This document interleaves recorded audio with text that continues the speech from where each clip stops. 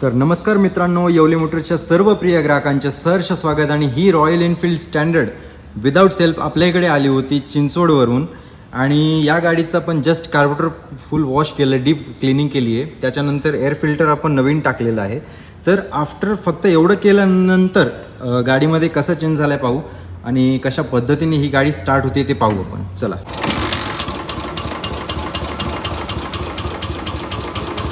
तर तुम्ही पाहू शकता रेस न करता, RPM न देता ही बाईक फक्त वन हँड किकवरती स्टार्ट झालेली आहे।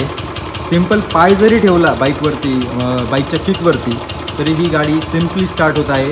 या पद्धतीने आपण येवले मोटर्समध्ये काम करतो। या पद्धतीने कार्बोरेटरची वॉशिंग झालेली आहे आणि कॅलिब्रेशन झालेलं आहे। नॉर्मल जो टॅपेटचा आवाज होता तो नॉर्मल येतोच जोपर्यंत ऑइल वरतीपर्यंत पोहोचत नाही। आणि या पद्धतीने हिचं काम झालेलं आहे।